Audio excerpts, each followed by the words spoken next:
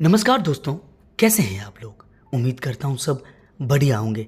आज फिर एक नई कहानी के साथ मैं आपका भाई अंकित आपके सामने। पुराने किले, मौत, हादसों, अतीत और रूहों को अपना एक अलग ही संबंध और सहयोग होता है। ऐसी कोई जगह जहाँ मौत का साया बनकर रूहें घूमती हो, उन जगहों पर इंसान अपने डर पर काबू नहीं कर पाता है और एक अजीब दुनिया के सामने, जिसके बारे में उसे कोई अंदाजा नहीं होता है, अपने घुटने टेक देता है। दुनिया भर में कई ऐसे पुराने किले हैं जिनका अपना एक अलग ही काला अतीत है और वहाँ आज भी रूहों का वास है। दुनिया में ऐसी जगहों के बारे में लोग जानते हैं, लेकिन बहुत कम ही लोग होते हैं जो इनसे रूबरू होने की हिम्मत रखते हैं। जैसे हम दुनिया में अपने होने या ना होने का बात पर विश्वास करते हैं, वैसे ही हमारे दिमाग के एक कोने में इन रूहों की दुनिया के होने का भी आभास होता है।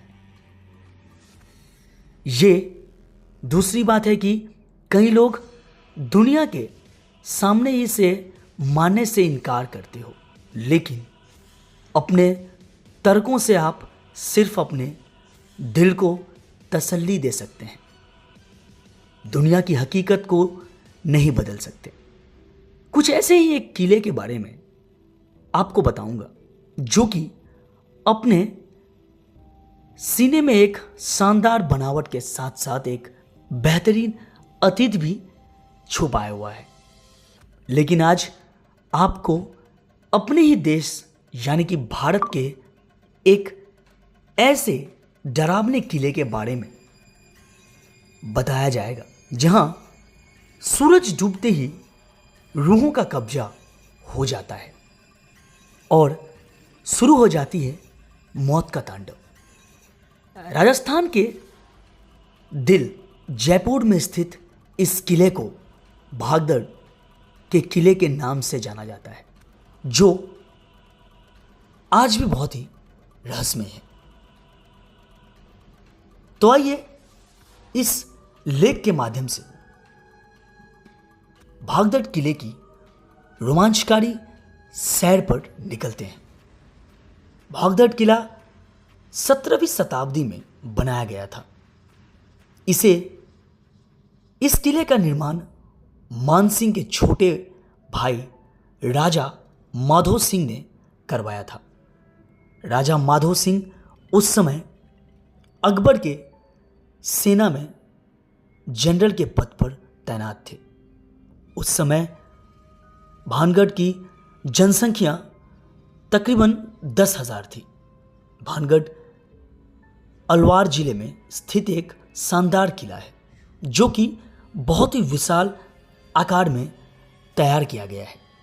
चारों तरफ से पहाड़ों से घिरे इस किले में बेहतरीन शिल्पकलाओं का प्रयोग किया गया है। इसके अलावा इस किले में भगवान शिव, हनुमान आदि के बेहतरीन और अति प्राचीन मंदिर विद्यमान है। इस किले में कुल 5 द्वार हैं और साथ साथ एक मुख्य दीवार है। इस किले में दृढ़ और मजबूत पत्थरों का प्रयोग किया गया है जो अति प्राचीन कालों से अपने यथास्थित में पड़े हुए हैं। भानगढ़ किला जो देखने में जितना शानदार है, उसका अतीत उतना ही भयानक है। आपको बता दें कि भानगढ़ किले के बारे में प्रसिद्ध एक कहानी के अनुसार भानगढ़ किला की राजकुमारी रत्नावती जो कि नाम के ही अनुरूप बेहद खूबसूरत थी। उस समय उनके रूप की चर्चा पूरे राज्य में थी और साथ देश कोने कोने के राजकुमार उनसे विवाह करने के इच्छुक थे। उस समय उनकी उम्र महज 18 वर्ष की थी और उनका यौवन उनके रूप में और निखर ला चुका था। उस समय कई राज्यों से उनके लिए विवाह के प्रस्ताव आ रहे थे।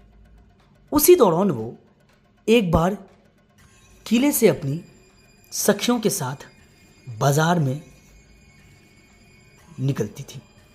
राजकुमारी रत्नावती के इत्र की दुकान पर पहुंची और वो इत्रों को हाथों में लेकर उसकी खुशबू ले रही थी। उसी समय उस दुकान से कुछ ही दूरी पर एक सिद्धिया नाम व्यक्ति खड़ा होकर उन्हें बहुत ही गौर से देख रहा था। सिद्धिया उसकी राज्य में रहता था और वो काले जादू का महारथी था। ऐसा बताया जाता है कि वो राजकुमारी के रूप का दीवाना था और उनसे प्राण प्रेम करता था। वो किसी भी तरह राजकुमारी को हासिल करना चाहता था, इसलिए उसने उस दुकान के पास आकर एक इत्र के बोतल जिसे रानी पसंद करती थी, उसने उस बोतल पर काला जादू कर दिया जो राजकुमारी के वशीकरण के लिए किया था। राजकुमारी रत्नावती ने उस इत्र के बोतल को उठाया, लेकिन उसे वहीं पास के एक पत्थर पर पटक दिया। पत्थर पर पटकते ही वो बोतल टूट गया और सारा इत्र उस पत्थर पर बिखर गया। इसके बाद से ही वो पत्थर फिसलते हुए उस तांत्रिक सिंघनिया के पीछे चल पड़ा और तांत्रिक को कुलट गया, जिससे उसकी मौके पर ही मौत हो गई।